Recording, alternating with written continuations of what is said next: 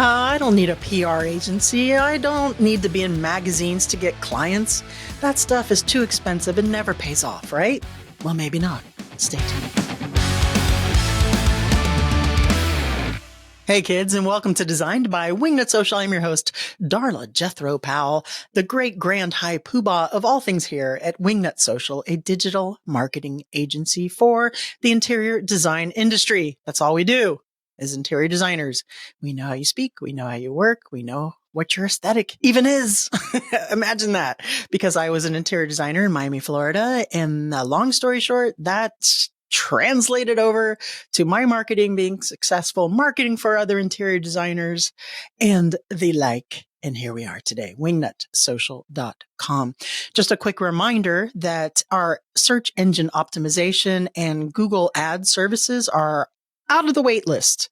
So if you need help with your website getting found in search engines when Susan McNuggets is typing in and, contemporary interior designer in Miami and Jolly Fat Weehawken is showing up and not you, right? There's something wrong with your SEO. So we need to fix that. So head on over to wingnutsocial.com and book a chat. Book a chat with me, book a chat with Christina, and we'll see how we can work together, how we can help.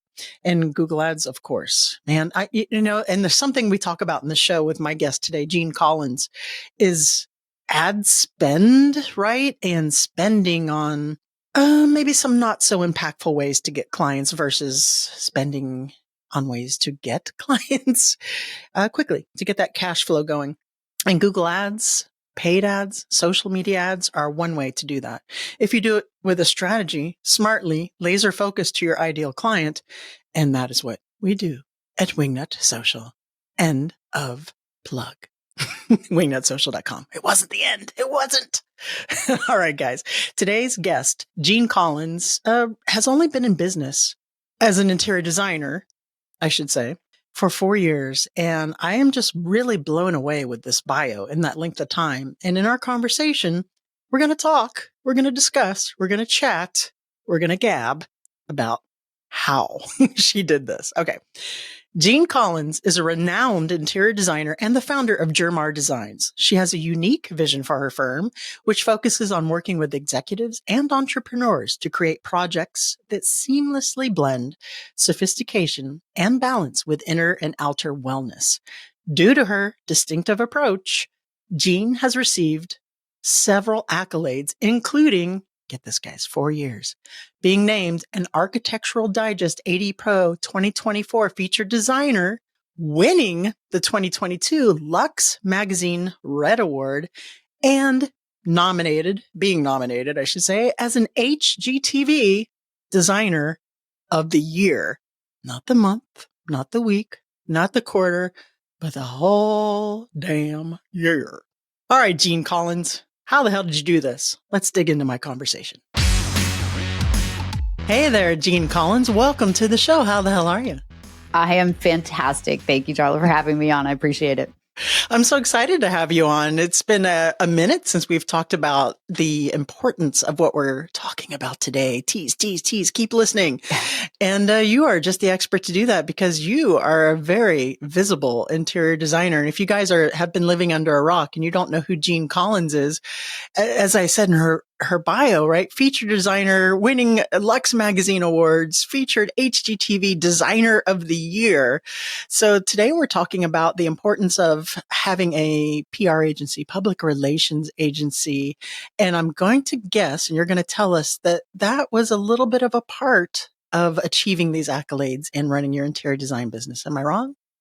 No, you're not wrong. It is actually, it is the reason that I am known and have accomplished what I've accomplished and been published and everything that I have managed to do in the last few years publicly.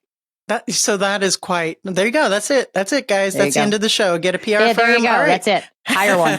Thanks for joining us. All right. So let's backtrack a little bit. How long have you been in the interior design game professional? Just about 4 years. So, wow. Yep. So I am one of these converts. So yeah, I same. spent the first 22 years of my life in advertising and marketing, and I ran a sales team for a public company. And in January of 2020, I got fired and lost my nice big VP corporate job. And that was a massive crossroad to figure out who am I going to be in life and what the hell am I doing? Because I was miserable. I really realized I thought I was kind of happy, and I really realized I was actually miserable. And I decided that if I had to work for another 20 years, which I do as a single parent, I wanted to do something that I loved. And interior design was my hobby and my passion. And I always said to people, oh, if I could just play with fabric and wallpaper all day, I'd be so happy. Little did I know how little time we actually get to do that. That's the joke of our industry. But it is. But I wanted to be creative. So I decided I was going to start an interior design firm, and I didn't have any education in that. So I went back to school. I did 2 certificate programs online because it was COVID, to get the degrees to back up why I knew why I liked what I liked. And in May of 2000, I launched my business. So yeah, it's been 4 years. So that makes this even crazier, right? 4 years. Interior designers in 4 years, they might just start seeing profitability. They might just start being visible and building up their followings here, there, et cetera. But you've already, like I said, won HGTV nominated for HGTV Designer of the Year, won all the Architectural Digest AD Pros featured you. And I love that, and plus the other things I said in your bio, and I love that you're coming to this as a second career, because a lot of our audience is, right? I'm a former police sergeant detective, right, out of Miami-Dade, and who switched over to interior design. And we have marketers who are listening. I have clients who are Wingnut social clients who had a marketing, career, who are now doing design, who don't have the time. Yes. It's so funny how a lot of us, this is our second career. And I'm 55, right? I'll be 56 soon. And I did it at 47. Can I ask how old you were when you made the switch? So I was about to turn 50. Okay. I'm 53 now, and I'll be turning 54. So I was, 49 going on 50. Some people are like slight midlife crisis. What's wrong with you? Mm-hmm.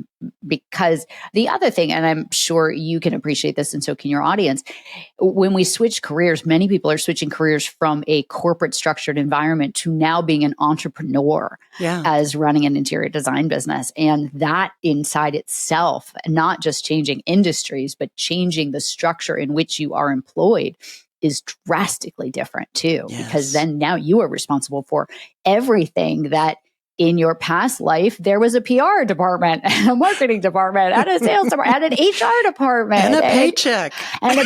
And benefits, and all those cool things that are now like 100% your responsibility. So there's a huge learning curve, not only in just being an interior designer, but in becoming an entrepreneur. Yeah, so that's quite the leap. So before we do get into the PR piece, just because I know people want to know, how did you said you were let go from the marketing agency. So this was pretty abrupt. Did you have enough of a cushion for that transition piece while you're going to school? Were you doing a side hustle?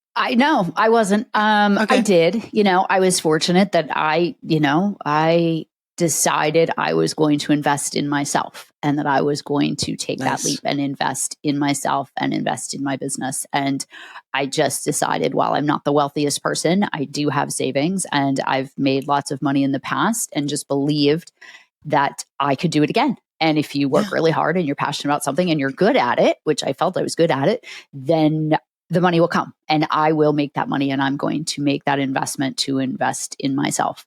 That meant investing in my business as the sole person who invested in myself until I could actually get a paycheck. So, and it is a huge investment, and to do it right, the marketing is key, and it's counterintuitive sometimes, but newer designers proportionately have to spend a larger percentage of their gross, even if there is any, and invest in a PR agency to your, like you said, or in marketing or social marketing, or go to get out there to build that business. Because if you have to get the word of mouth or something out there, right, that you even exist. So let's talk about your PR piece. You've only been in business for 4 years, all these accolades. At what point in your professional interior design journey did you say, let me just hire a PR agency right away? Or right away? Yeah, right. Now, I'm let me answering make it for that, you. Let me hire that a PR investment. agency. Yeah, let me make that investment. Because I didn't really, I kind of thought maybe I needed a PR agency, but I wasn't completely sure. So I was about a year and a half in. And one thing I did that is also helpful that I am very passionate about and encourage people to do is I hired an interior design business coach about 6 months in. Smart. To help me with the things that I didn't know. And that business coach was a huge proponent of marketing and the need to get press and the need to get published and the need to get yourself out there and have marketing materials that you can be handing out to builders and all these things. So she was a huge proponent of marketing. And I'm fortunate that I do have a background in sales and marketing. So it helps. I could do some of it on my own. But what I very quickly realized is I don't know these people at these magazines. I don't know this, I can write a narrative that's pretty decent. It's about 75% good, but I don't know all these people. And so I got introduced to a PR firm through Luxe Magazine, actually, because I was advertising with them, and because I decided they were my target audience, and I was going to invest money in being a partner with them for a year. And I was on a call and managed to meet a woman who had started her own PR firm, and she specialized in interior designers and specialized in designers in our area. And I was like, you know what, let me get on a call with you and just hear what you do and how do you work and how do you charge and what could you do for somebody like me who's only been in business for about a year and a half, but need some exposure. And it was not just exposure. I needed some credibility because I hadn't been in the industry that long. And so I needed some credibility behind my brand. What was her solution for that, for being in business only 18 months? And I'm assuming you didn't have a ton of portfolio assets, right? And what was her solution for just getting your feet wet in the PR space? Yeah. So her first focus was on press. And she's like, any type of press, even if it's paid for press, is great press. And we need to build a press page for you. And so it was as simple as me being quoted in a magazine and having 3 sentences, that went up on a press page on my website. Like, here it is. Right? I've been featured in this magazine. And because the reality is people never click through all of those little icons about where you've been published. It was more about that I have been published. And so she would reach out to all the people that she knew and she would get me quoted and she would bring opportunities for me. Some of it you did have to pay for. Sometimes it's pay to play. But I was very strategic about where I paid to play and, ensured that I got a discount on that cost because of her as an agency. So wasn't paying rate card. But what was I getting in exchange for that? And sometimes it would be, an article with a Q&A about me. And it would only maybe have a few images from a few projects, but that would be okay. And then in exchange, I would be buying a half page or a full page ad, but it would give me that, you have to be willing to invest. And so very quickly, like last year, for example, I was published every month of last year in some capacity and now on a much larger scale, right? Yeah. And it's not pay to play. Correct. Exactly. Okay. Right. Yeah. And so I managed because I had built up stuff over time and she also would help me with understanding events where the editors were going to and saying, go to this event. I know this is time consuming, but go to this event because that's where you can be introduced to the editor and this is who she is and this is what she looks like. And I will tell her that you will be there so that when you go and you introduce yourself, you start to become known amongst these editors of these various publications locally because, as her mindset, which is many, is start locally. You can't go after House and Gardens for like the day you get out. You gotta build up. So that's start locally, which is good though. But starting locally, like your local newspaper, local. I live somewhere where we have a lot of local magazines, a lot of really high end local magazines. New England Home publishes here; they publish their Connecticut edition. So there are a lot of Connecticut Cottages and Gardens is actually huge here, and they have a really big following and a large subscription base. So it's getting into those and also social media and recognizing some of the local ways 100%. That you can advertise locally to get some exposure for yourself and then putting that on your website. Like, oh, wow, they wrote an article about you. Look at that. So Jeanne, let's talk about in the beginning strategy for your PR strategies. Let's talk about consistency because a lot of interior designers will say, oh, I did a one-off in Architectural Digest. I did a paid ad and I didn't get any clients. And that was it. That was their one thing, right? Or they didn't have a synergy. They didn't have a complete strategy with getting in this magazine or doing the local thing like you spoke or tying in their social media marketing or how long did it take before you started getting traction and how often are we reaching out? How often are we getting published? Even if it's just the blurb, what is it? What did that look like as far as content? So I have to laugh as you mentioned the Architectural Digest, because I was like, oh, I did that for 3 months. And I was like, not a single person. Yeah, none. And I put like QR codes in my ads to see like, oh, would people scan it and go to my website, and like not a single person other than me as a test to make sure it worked before I sent it over. I was like, okay, that was a lot of money that didn't go anywhere. And so that's why I really think you talk about strategy, like you have to have a strategy. And so I was part of Luxe's, premier partner program. And I did that for 2 years. I remember so maybe even 3, no, 2. I did it 2 or 3 years, and it was very expensive. Yeah. However, they were my target audience. And part of my strategy was not just about reaching consumers, but I also wanted to become more well-known amongst the industry within my geography. So that meant, how do I meet more high-end builders? How do I meet more high-end architects? How do I meet more high-end vendors so that I can get a name within that community? So that was part of the strategy. So Luxe for me was very helpful in that, because they do lots of events. Sure. And even though I don't advertise with them, I still get invited to the events and I still go, because now I do know a community of very high-end people that I have met through these events, and they do lunches and they do all these things. So when you talk about strategy, I had 2 prongs to my strategy, because part of it was getting recognized by consumers, and really it was just getting my brand out there. And so it was how often my brand needed to be out there every single month in some capacity around here locally. And then the other strategy was, how do I get known within the industry? As a thought leader, as an expert in the space, Exactly. And so if you're brought in by Luxe or some of these other magazines to their events and asked to attend, you don't even have to be the speaker. Just being invited to attend is sort of like considered a good thing.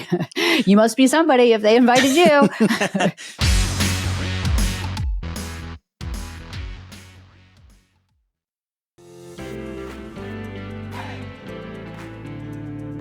You just launched your business on September the 1st. Yes. So tell me how the Instagram for Designers course has helped you with that, and what kind of ROI you've received from that already, because I think it's pretty big, right? It is. Yep. And I've had really great engagement since launching my page, and I've had a ton of leads come in, and I've landed some pretty big projects for spring of 2024.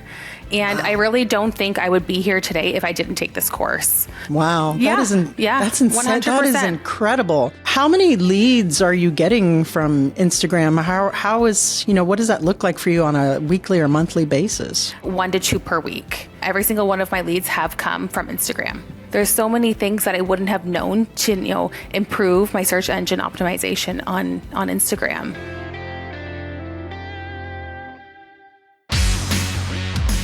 So all this legwork and getting published here and getting published there, some pay to play, some organic, hybrids of such. Were you finding that it was more gravitas to support when you're at the meetings to say, I'm Jeanne Collins, I've been published here, and look at my, presence, and my business is a real thing, and these are my ideal clients, and see, I'm real. Here's my work in this magazine. Or were you getting direct leads from the magazine? And I have another thought there. So no. So in my opinion, most of my business is honestly referral business. And so the magazine is just about giving me credibility. And I have had past clients say to me at one point, I see you everywhere. I'm like, that is a good statement. That means this stuff is working. I want you to see me everywhere. And when I pulled out of Luxe, I actually had 2 clients reach out and they're like, we don't see you in Luxe anymore. I was like, that's so funny. I was like, that's really funny. You're already a client. I'm like, there's a reason for that. It's really, really expensive. And that runway had kind of run its course. And it's just really expensive. And you just have to decide, what are you going to do with your marketing dollars, right? And so I chose to take those marketing dollars and rebrand and come up with a new website. And that is a very expensive investment. Yes, it is. And so you have to do things in stages. So I would say, do I get direct clients from this? I have gotten 2. In all honesty, I've gotten 2. But the joke is, I remember the first time I had an article published, and it was September 1st that it came out. And I was like, oh my goodness, get ready. I'm going to get all these emails from these people. I'm going to be so excited. It's like my first perfect spread. It was so beautiful. It was 8 pages about a project I was so proud of, and nothing happened. Yeah. I never heard, like nothing, crickets. And I was like, oh my goodness, this isn't a one-to-one relationship. That's not how this works. No, I see all the time in the Facebook groups, interior designers who get solicited by magazines, shelter magazines, to do paid ads in there for this amount as a feature. And they get really excited because it's a well-known shelter magazine. So as interior designers, it appeals to us to be featured in ABC regardless. Right. Yes. And, do you guys get clients? Are you going to get any clients? And I bite my tongue because I want to say, if you took that same $3,000, $4,000 dollars and put it in paid social or Google ads, you would actually really get some business from that one-off, right? So we're not talking about, that's why I asked you about the consistency. The one-off doesn't work. You have to have a consistent, and I have dwindled print down quite a bit. Like it was necessary in the beginning to help me get known amongst these publications locally that are the ones that publish your project. So, and the ones that reach out when they're like, hey, we're thinking about doing an article about laundry rooms. You have anything for us? And I'm like, absolutely. Like I just did 3. Here's some pictures. Here's some commentary. Let's get on the phone. And, so it gets you known amongst the editors and the people that are trying to find the content. But now it's to the point where I actually only in print advertise in one publication. And it's just because I truly believe in their content and they're very local. And it's laser focused on your ideal client. Very laser focused. Yeah. Like they are in my neighborhood and I think their content is really good and it's more book than magazine and people actually do read it all. And they've been very good to me. They're always happy to publish anything about me personally, my book, my projects, my anything. And so it's a joint and they're very well connected. So from a networking perspective, I get invited to stuff. And you know what? It's like Barbie movie came out and I got invited to the Barbie movie premiere. And you never know. Really? My next client might be there, So you never know. They probably are. Yeah, I love it. You never know. And so that's the path. Let's talk budget. Right. You don't have to tell us exactly what you paid or anything, but when you're front loading the way you did, I mean, this is super rock star. I'm going to get out there. I'm going to do it. Right. What are we spending? What should we spend to do it like you did? And is there an alternative that is still effective? Yeah. So, I mean, I spent the first few years, I probably spent 10 to 15% of my revenue. Okay. Right off the top. That's right about off the top. Yeah. Average. Yeah. So, which at the time when you're not paying yourself a lot is a lot. When you look at it in QuickBooks, you're like, yikes. That advertising and marketing budget line item is really big and I'm not paying myself that much. And that's a lot of money. But I've always believed that you need to invest. And I think you made the most important thing. I think you have to have a strategy because otherwise people are constantly coming to you with pay to play opportunities and constantly coming, wanting you to do different things or be part of this fancy event or sponsor this event and get your name on the brochure and all of that. And it's it's very tempting, but at the same time, you have to think about who is your target audience and and are they in the right frame of mind to get your message at the time that they are getting it? And I do think you can spend less if you want to do it digitally and you hire someone to do it for you in a really smart way. Yeah. But you have to be very clear about who you are as a brand and who your target audience is. Otherwise, you're just blanketing the world and wasting your money. Yeah, that is true. And that's one thing that we do here. I mean, I've said it. We're a marketing agency for interior designers, and we do focus on the digital side. We're not a PR agency per se. Right. But those ideal fits are the clients who have their branding guidelines, who know their avatars, who have their voice down correctly. And we'll help them if they don't exactly. But that really you guys have to have that squared away. And that helps us to, again, laser focus for your clients and do all the testing and all that stuff. I know you mentioned your PR firm. You kind of alluded. Do you want to give anyone a shout out? And are you still working with a PR firm? Sure. Etheridge McGann. Elizabeth McGann is my PR firm. She is based outside of Boston, up in Maine.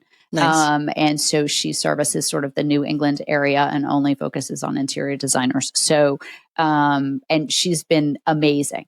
Right now, we're not actively doing anything. We just finished our last project that got published because I have to make a massive financial investment in rebranding and a new website. So I was like, I have to fund that in some capacity, and that has to come from that. And also because if I'm rebranding, I was like, I need to think about is that the right fit for me now. She's incredible for the PR side of what I do, but rebranding to a larger platform, of which interior design is only one portion of it. I probably need to spend my money investing in the larger platform going forward. But, she's been amazing. I couldn't recommend her help and her connections and just her knowledge and her team enough. That's terrific. And that'll be in the show notes at wingnutsocial.com if you guys are driving or running or, taming lions or something. Okay. So Jeanne Collins, what is in the future for you? If interior design's just a portion of that, what's on the radar? Yeah. So great question. So I have my interior design business. I also have a publishing business. So I wrote a book. And so I also speak as well. So I am launching a larger lifestyle brand.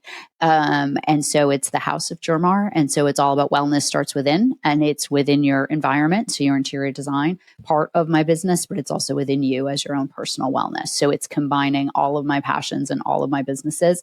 And it really encompasses the way I approach interior design as well, because I have a very wellness-led approach to interior design. So it puts it all under one umbrella with one target audience. And, it's all about empowering women to live all in. And so it's pretty focused. Nice. Within your mission and message and all of that vibe. Yep. I love it. Exactly. And like a true marketing professional. It ties everything that I love, and I do it anyway. So it organically kind of happened and evolved into a lifestyle brand, of which interior design is one part of that brand, but it also has other parts, and they're all very connected. Well, I love it. I can't wait to see your rebrand. You already have a website designer? Because I have a good one for you. I do have a website designer who just texted me to tell me that she's sick and has some infection, but yes, I do. So, if I need another, well, if she succumbs to that, if something happens to her, and I will absolutely reach out for sure. I get my friend, my good friend, Nicole Heimer of Glory and Brand. She's a dear friend of mine. She does some beautiful interior design websites. So shout out gloryandbrand.com. There you go. All right. So Jeanne Collins, thank you so much for sharing your experience. And 4 short years, the success you've had is inspiring. And I really am looking forward to watching your journey moving forward. But now I have to ask you, are you ready for the What Up Wingnut round? I am. I'm ready. Bring it on. What would the hashtag on your tombstone be? Hashtag would be one with the universe. Oh, I love that. Very zen. You're stuck on a deserted island, but you can have your one favorite food. What is it? Pizza. Hands down. Nice. Calcium, carbs. Pizza, and hopefully wine, if I'm allowed a beverage. You know what? What the hell? Last but not least, please recommend a book that's impacted you either personally or professionally. Oh my goodness. Okay. So since we're on video, I'm going to show it so people can see it. Nice. It's called Comeback Careers. This book changed my life, and this book is why I'm an interior designer. And the book is all about people who want to either come back into the workforce because they haven't been in the workforce. It's targeted towards women, or people who want to make major career shifts, and whether that be 30s, 40s, 50s. And as a result of that book, I am an interior designer as a result. So how great. Who's the author on that? So the author, I'm going to poorly pronounce their last name. So excuse me for this, because so it's Mika Brzezinski and Jeanne Brzezinski. And it was called Comeback Careers. Careers. All right, cool. Comeback Careers. Awesome. Jeanne Collins, please tell the audience where they can go to find out more about you and all of the exciting things coming up, and we'll call it a day. There you go. So I'm super active on Instagram. So my handle on Instagram is at JerMar, JerMar _designs. And my website is JerMarDesigns.com. So I encourage people, follow me, DM me. I love to hear from people. I love to help other designers who have questions about how to become a designer, how to start a firm, how to become an entrepreneur. I'm happy to give my time. Oh, you're going to get some DMs, girl. I'm happy to. So many people helped me, and I really love to be able to give back and help others on their journey as well. That's awesome. I love it. Thank you so much for joining us, Jeanne. Thank you for having me. It's been great fun. All right, guys, that's it for my chat with Jeanne Collins. Hit her up, slide into her DMs. You heard her. Jeanne, I'm not sure you know what you're in for here. And you can follow her at JerMar, that's JerMar _designs, and then verified. We got a little blue check there. All right, guys, that is it for the show this time. Remember, if you need help with marketing your interior design firm, maybe you're a manufacturer, maybe you make case goods, rugs, pillows, you're a vendor for these to the trade, to interior designers, or you're an interior design business coach, we got you. This is our only niche. And this is what we focus on. And that's why we know how you guys talk, how you run your business, and who your ideal clients are, and how to appeal to them through your messaging on social media, through the Google ads, on blogging, search engine optimization. It's a lot. It's a lot to keep up with. Wingnutsocial.com. Click that Let's Chat, and let's see how we can work together. Right, let's have a little convo. All right, guys, that's it for this show. Remember, until next time, to get out there, get uncomfortable, and be great.